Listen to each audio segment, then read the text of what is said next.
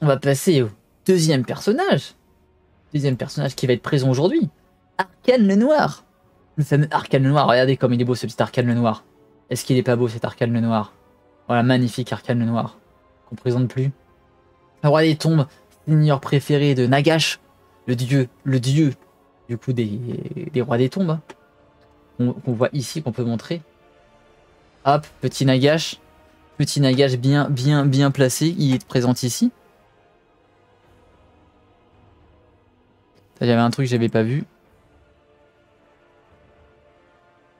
Hop. Nagash, voilà Nagash qui est présent ici. Bon, on va revenir sur notre page. Ah, forcément, c'est plutôt. On va remettre la traduction quand même, pas déconner. On est bien. Arcane le Noir.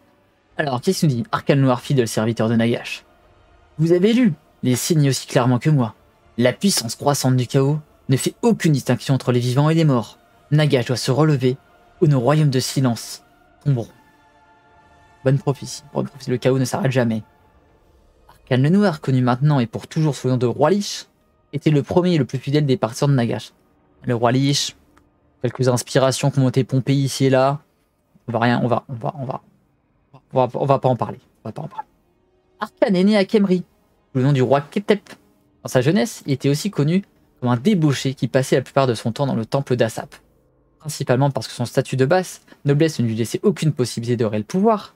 Nagash cherchait des co-conspirateurs pour son coup d'état planifié contre le roi Toutep. Ah oui, il y a quelques si tu parles des inspirations, il y a quelques inspirations sur l'univers. J'en ai parlé à plusieurs reprises.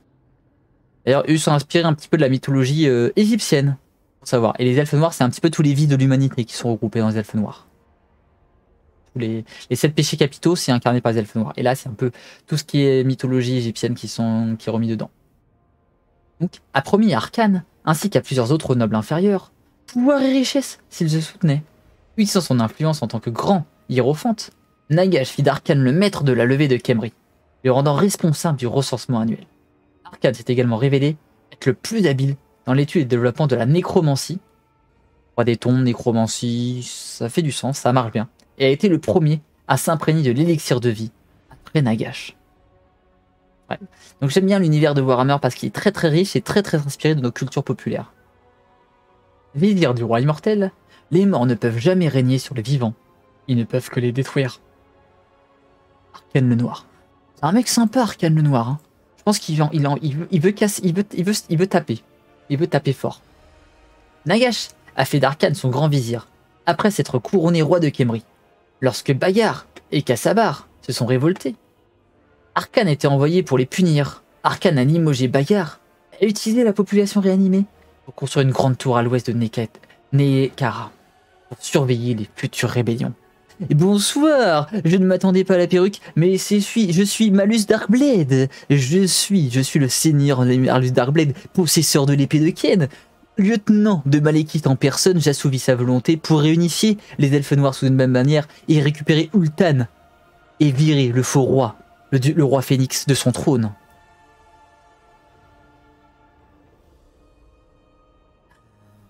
En outre, il espérait étudier l'élixir d'immortalité que son maître avait créé et trouver un moyen de le fabriquer lui-même.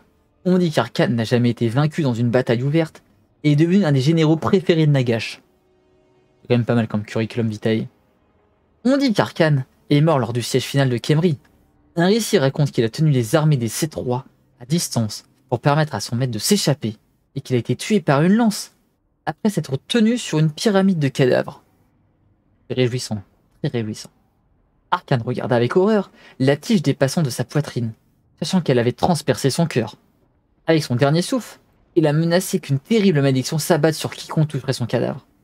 Et avec cela, il s'est effondré au sol. Rip. Mais c'est pas fini. En quelques secondes, des flammes sombres avaient consumé la chair d'Arcane, laissant derrière lui qu'un squelette noirci.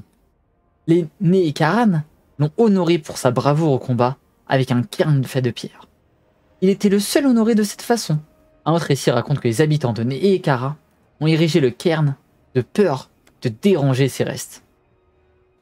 Ça se comprend aussi, on veut pas du coup se le mettre à dos parce qu'il était un peu puissant le bonhomme. Le roi Lich. Nagash a ramené Arcane à la vie après avoir amassé suffisamment de force à Nagashizar et avoir été contacté par les vampires qui avaient survécu à la chute de Lamia. Laissez éclairer les vampires, bon allié pour rester en vie. Ils ont quelques méthodes qui fonctionnent bien. En tant que représentant de Nagash, les vampires ont été forcés d'obéir à ses ordres, comme s'ils venaient de Nagash lui-même. Les Neekaran, unis sous le roi Al-Khadizar, ont d'abord remporté la victoire, repoussant Arcane et sa suite à Nagaïzar. Après sa défaite aux portes de l'aube, où Nagash était furieux et essayait d'empoisonner la source de la rivière Vitae. Drôle d'empoisonner la source de la rivière Vitae. La rivière de la vie, c'est empoisonné pour les faire tomber. Dans les derniers jours de Neekara, c'est Arcane qui a vaincu Al-Khadizar et l'a amené enchaîné devant Nagash. Lorsque le Fellblade a apporté la mort à son maître, Arcane s'est battu pour le contrôle de Nagaïsar, contre les autres disciples survivants de Nagash. Mais s'est enfui lorsque les Skaven, donc les hommes rats, ont attaqué en masse pour revendiquer la zone pour eux-mêmes. Ils sont pas ces hommes rats, eux, ils prennent l'alliance avec qui ils veulent. Hein. C'est vraiment au petit bonheur de la chance. Hein. Il s'allie vraiment au plus offrant. Arcane a décidé de se retourner à Nekehara.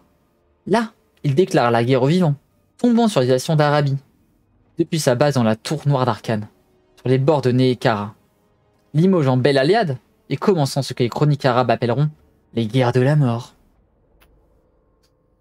Fameuse guerre de la mort, hein, ça a été le bon vieux temps quand on se battait, on guerroyait. On guerroyait férocement pour sa vie. Lorsque Nagash renaît de nouveau, Arcane le raccompagne à Nagashizar. Le grand nécromancien l'a envoyé pour regagner la fidélité des vampires. Arcane s'est rendu au Silver Pinnacle, où il a été repoussé par Neferata.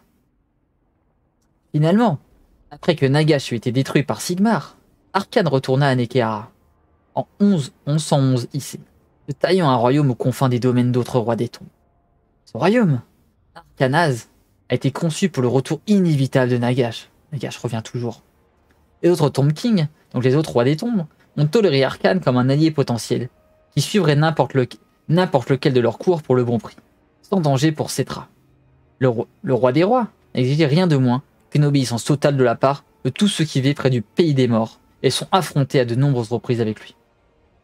Ah, c'est un tribut honnête, c'est honnête. Loyauté, contrôle le territoire, ça marche. Les querelles sont terminées avec Arcane peignant l'obéissance et Cetra se retirant à Khemri. L'objectif principal d'Arcane a été le retour de Nagash à son plein pouvoir divin. Dans ce but, le roi Lich a parcouru le monde pour acquérir des artefacts du grand nécromancien. Il a acquis le premier artefact lorsqu'il s'est allié à la haute reine Khalida de Libaras pour détruire l'ancien vampire Mendregan. Pendant que la haute reine se vengerait, Arcane plia le bâton de Nagash de sa crypte. Pour le perdre, lorsqu'une croisade bretonienne assiégea la tour noire, prit l'artefact et l'enterra profondément dans la maison Tal. Effectivement, ils ont piqué l'artefact pour Nagash, c'est embêtant. Et en outre, accordé patronage et connaissance aux nécromanciens de tout le vieux monde, liant les faibles à sa volonté et s'assurant que les forts avaient plus à gagner de son amitié que de son immunité. En 2435 CI, Arcane mena ses armées contre Altadorf, la capitale de l'Empire, la capitale contrôlée par Karl Frenz, l'empereur, et voula le Liber Mortis dans les voûtes du haut temple de Sigmar.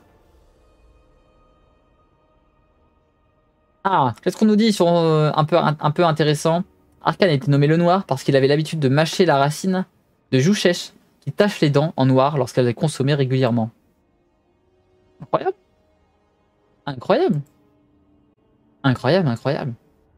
Voilà pour notre ami Arcane le Noir.